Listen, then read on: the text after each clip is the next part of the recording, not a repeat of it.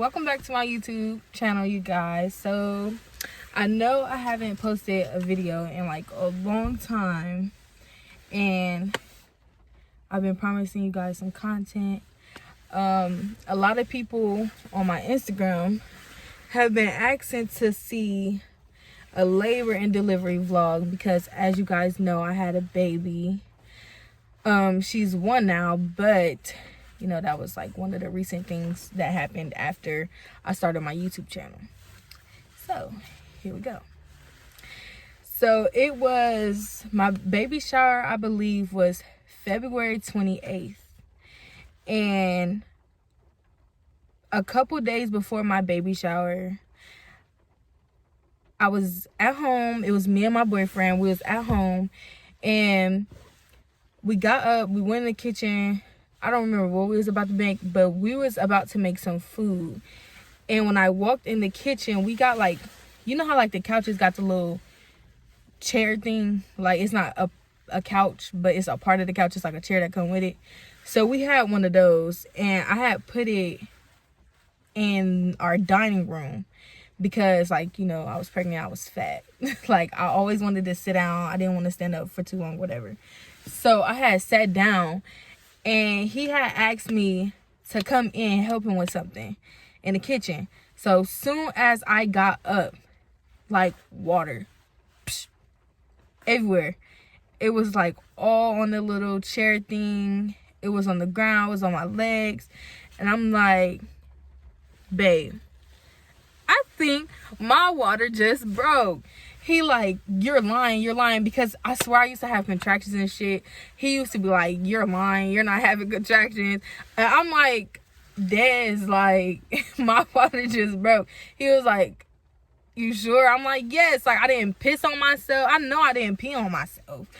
And then, you know, like, it wasn't, because, you know, when you pregnant, you can like trickle, like, it's like pee. But no, it was like a whole bunch of water. So then I instantly called my mama, like, Mom, my water broke. I'm scared, I'm panicking, I don't know what to do, because, mind you, I wasn't prepared to go into labor. Like, my baby shower is in a couple days. My hair ain't done. You know, you just pregnant, you big. My hair was natural. Like, I didn't have my hair done. I'm just like, no, like, I'm gonna be so ugly for the pictures after the baby born. It was just a lot running through my head. Like, yes, this stuff, you know, happens when you're pregnant. You know, this is stuff that girls think about. So then my mom like, okay, y'all gotta hurry up and go pack the bag. Like, cause, you know, but once again, we didn't have the bag packed because I wasn't due for like another month and some days. So we go pack the bag. We just throwing shit, like grabbing hella outfits. She don't even need the many outfits. You only in the hospital for 3 days. We just packing hella outfits. He go in a room and get flea. Like, he go put on the nicest outfit. I'm like, what are you doing? He's like, I gotta be on point for my baby ride. He just do too much. So then we pack the bag. He get dressed. I just slip on anything. Like, I looked a mess. I'm gonna show y'all some pictures and videos because this shit was hilarious. So then we get in the car, we go downstairs, we flying to the hospital. So then, y'all, I'm like, I'm gonna have my baby outside because the labor and delivery door that we go in was locked. We could not get in. So mind you, we parked all the way in the garage and had to, so he couldn't just drop me off at the door like usually, like when you go for your appointments and shit. So we had to go all the way to the garage. We had to park in the garage. Then we had to walk from the garage just to get to about an emergency room to get a wheelchair.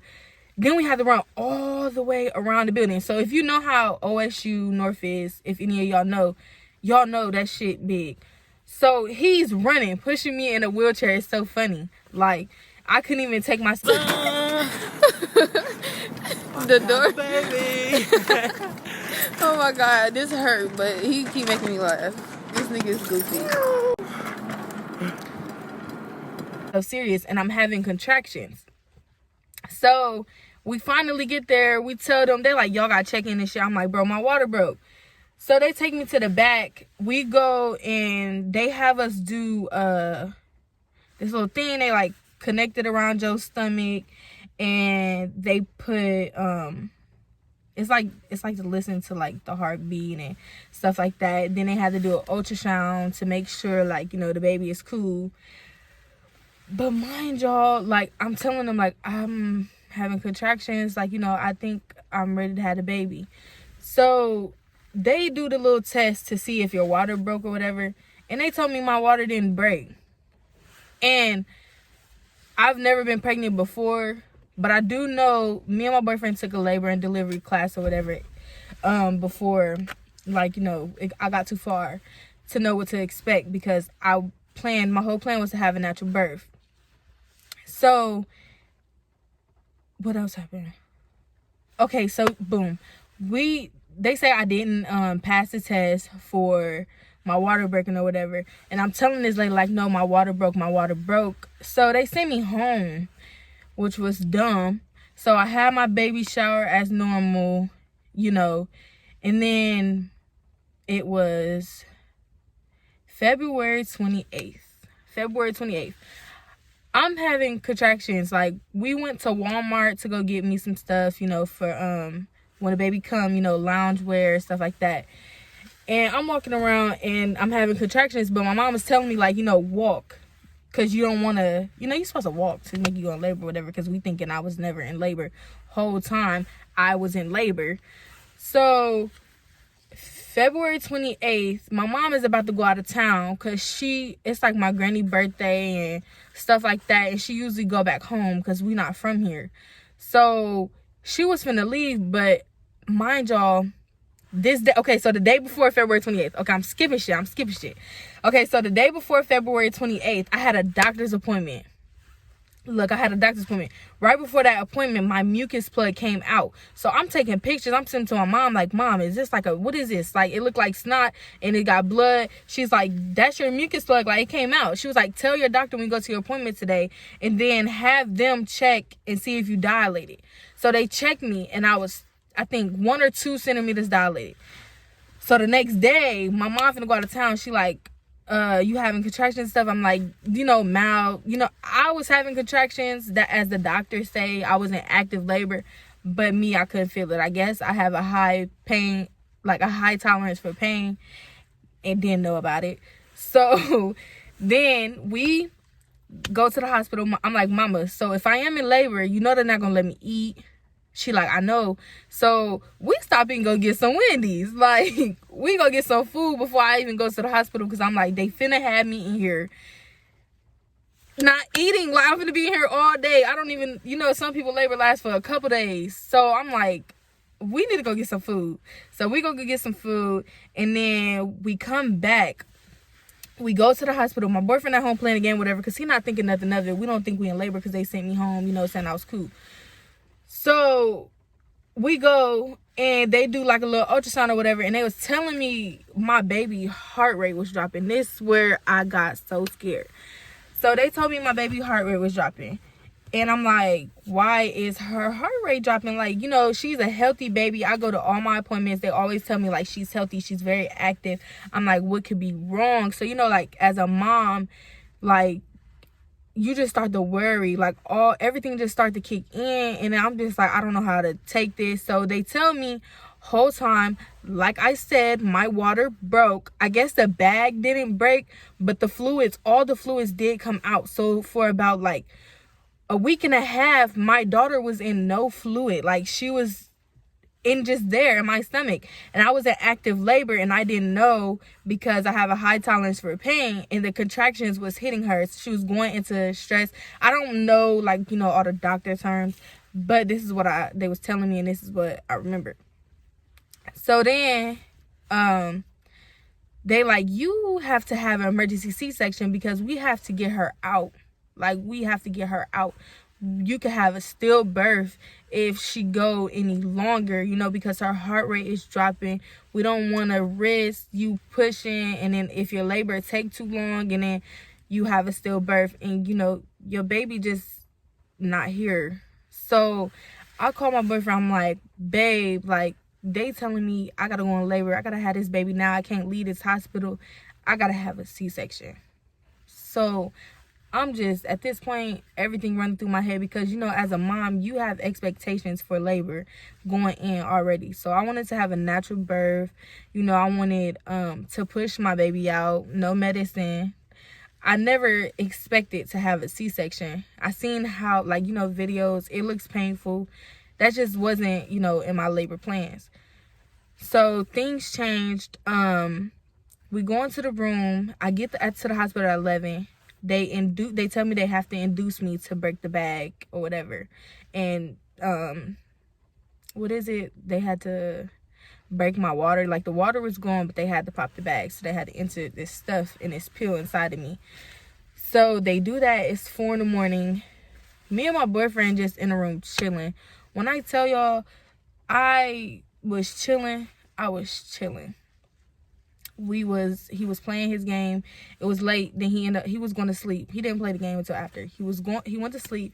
My aunt and his dad came like right after I got induced at like 5 in the morning and sat up with me. They was asking me like how was I feeling. I was playing and stuff. Like it didn't hit me yet, like, I guess. So mind y'all, at this time I'm still at 1 centimeter. So I've been at 1 centimeter for a whole day. They sent me home, I was at 1. Then when this whole time, like through this little process, I'm still at 1 centimeter. Remember this. So I'm at 1 centimeter.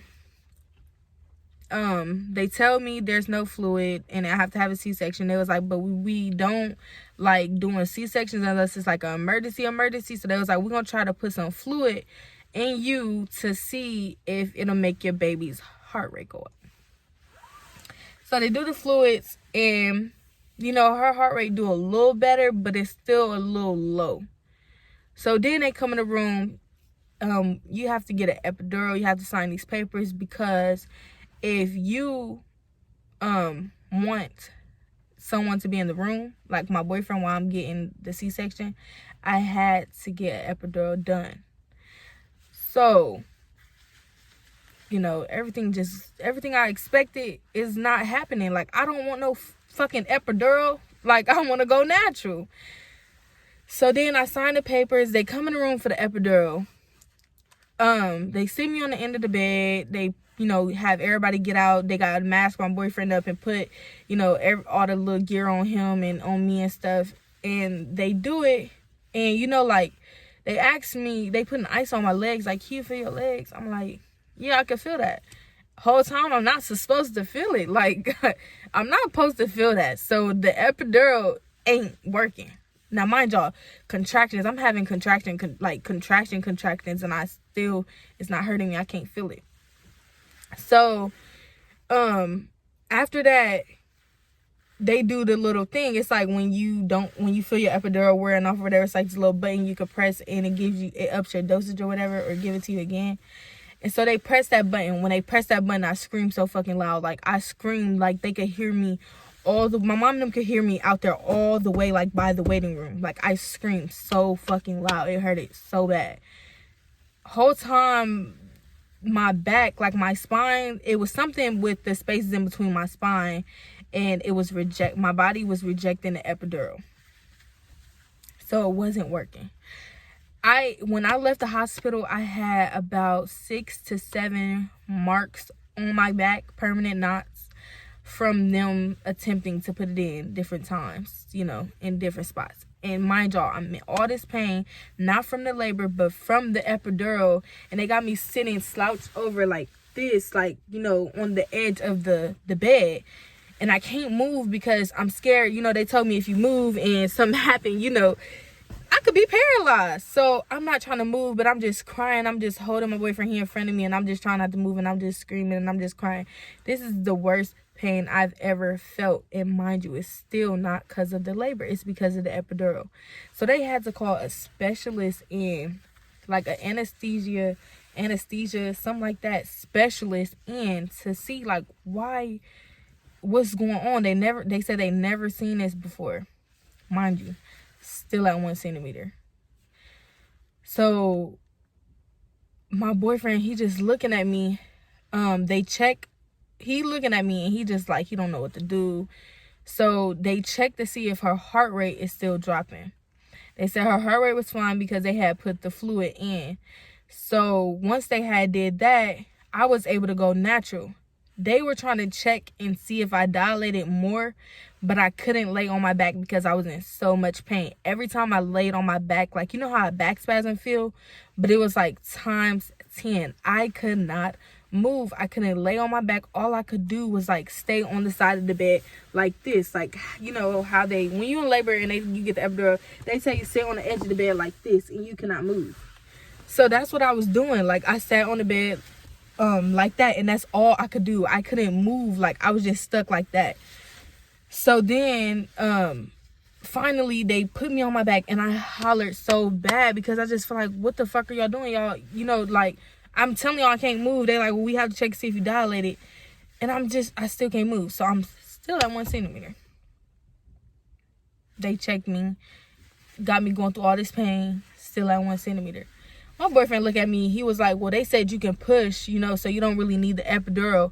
I'm like, right. He like, the pain you feeling now, you could take them contractions. Like, you could take it. Now, mind you, I didn't get the epidural because of contractions. I got the epidural because they told me I had to have a C-section. And in order for him to be in the room, I had to have an epidural because if they put me to sleep while doing the procedure, nobody could be in the room. So, he like, you might as well go natural. I'm like, this is what I wanted to do anyway. So they unplug all the medicine, everything. When I say shit start going good, once they did that, once they took me off all that medication, once they like took me, you know, unplugged everything off of me and I was natural, my body was working itself. My baby heart rate was going up. She was doing real good. She was healthy. When I say like within a couple of minutes, I dilated from 1 to 8. Like, it was like 650, and I went from 1 centimeter to 8. When she checked me and told me I was at 8 centimeters, I think that made me dilate to 10 from her checking my cervix. So once she finished checking me, it's only one doctor in the room. I tell my mom, like, my mom hear me making these grunting noises like I gotta poop. And my mom telling me, like, it feel like you got shit. I'm like, yes, like, it feel like I have to poop. And I was like, Mom, I feel her coming out. Like, she's coming. So the doctor told me, we gonna check in another hour. I'm like, no, Mom, she's coming. These doctors was not cooperating with me. Like, it's my body. I understand you have a degree in this and stuff, but you can't feel what I'm feeling. Like, you can't feel, you know, what I'm going through. Like, y'all should take what people saying more serious, because my mom was finna deliver my baby.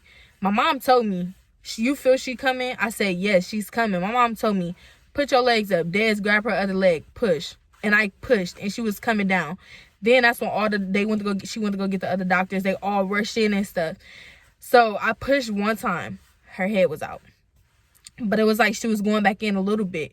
So they had me push again. It was all the way out.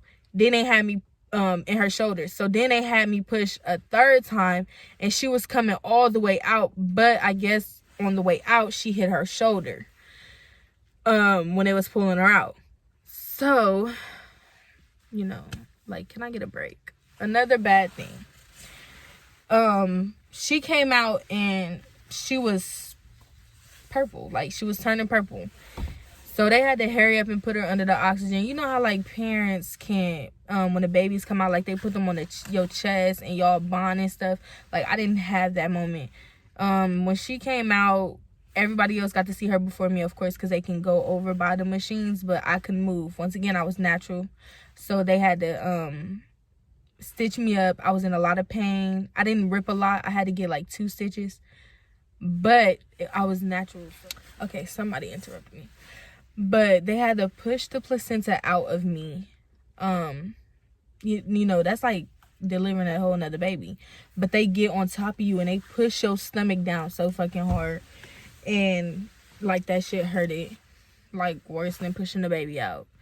But she had to go get under the oxygen machine till she got her color back and, you know, her breath and stuff like that. So finally they brought her to me. She was just so chunky. Like, she looked at Asian. She looked at just like her dad. She was so chunky. She had the fattest cheeks. She came out like a little blowfish looking at me. She kept doing this. But I guess she just was hungry because, you know, I wasn't on no medicine or nothing. So they had me breastfeed her. She latched on right away. We did real good. Her dad was crying. His mom was crying. She was okay, you know, until, you know, my friends came. They came up there, you know, we went up to the room. They put us in. We was fine. But me, like, I needed help walking. You know, I wasn't comfortable. I couldn't sit straight up. Like, only time I could sit up and it not hurt was when I was slouched, like how I was on the bed. Another thing too, I kept having real bad back spasms. Like, they were hurting really, really bad. So we go home. They send us home from the hospital. First, before I tell y'all this, overall, my labor experience, it was good. I had a few complications, but it still turned out how I wanted it. Like, I still was able to have my natural birth. I pushed her out with no medicine. But, you know, stuff happened to my baby that I didn't like. So it kind of made my experience for me a little emotional and a little different. It did not hurt. Labor did not hurt at all to me. Pushing her, the contractions, nothing hurt it. I say on a scale from 1 to 10, I rated a 2. But I think because I felt the pain of that stuff from my back, it hurted so bad to where I could handle labor. I feel like if that shit didn't happen to me with my back, I probably would have been fucked up. Like, them contractions would have been knocking me out. But they didn't, because I felt something so worse. So it's like, this isn't nothing to me. So my friends come, you know, everything's all cool. We go home, and I noticed, me and my boyfriend noticed, my baby's right arm isn't moving. So we would take pictures of her. We would, you know, hold her. But, like, she would always move her left hand. She would swing it. She always was kicking. But, like, she wouldn't move her right arm. Like, it was always just like this. Like, just like this. Just next to her. She wouldn't move it or anything. So she had to go see a therapist. She had to do tummy time. And we had to do these arm exercises with her daily. What happened was, when she was coming out and they was pulling her out, she hit her shoulder, and they call it brachial plexus. It's when you have a stretched nerve. So that's what she had, and it's not nothing, you don't need no, you know, surgery or anything like that. It's, unless, you know, within that little time frame that they give you to go to therapy and stuff, is not getting better. So with her going to therapy and us doing the exercises at home, she did start to get better. She started to move her arm, and, you know, she was doing real good. Like, she was a good baby. When she came home, we had no problems from her. She was on a sleep schedule. She would actually, she wouldn't cry. Like, she was just such a good, happy baby. Like, we didn't have no hard time. I didn't have to, you know, buy milk or anything because I breastfed. So that was a plus. She latched on. She liked the milk. You know, so the stuff that I didn't really expect to happen, happened. But overall, it was a good experience for my first experience, you know. My mom was very supportive and very helpful. She had all, you know, her kids natural. So in the room, you know, she was coaching me. She was just like, when the contraction comes, breathe in, breathe out, drink some water. And again. So I was doing that with her, and that helped me a lot.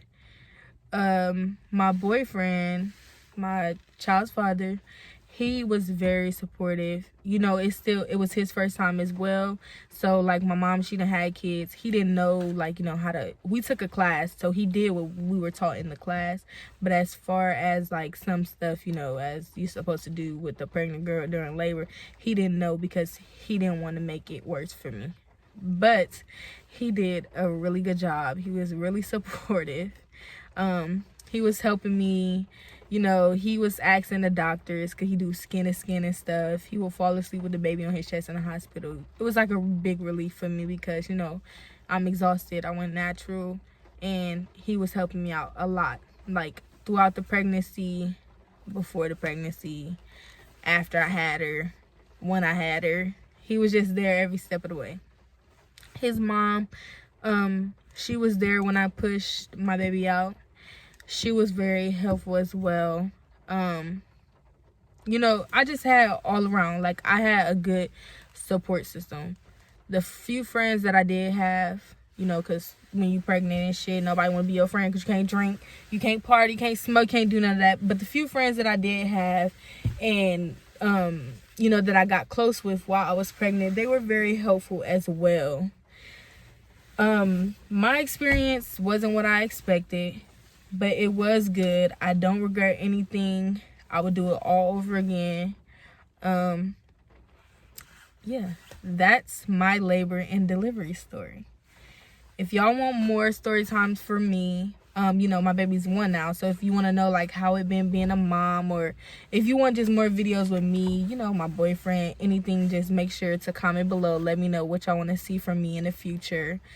I will be posting more frequently because I was slacking. I wasn't posting how I was supposed to post, but I'm back. So let's see how many, you know, likes and views this video can get. I will be back with more videos, so make sure you like this video, make sure you comment on this video, subscribing, and share with everyone. Let them know what I'm doing on my channel, and I'll be back.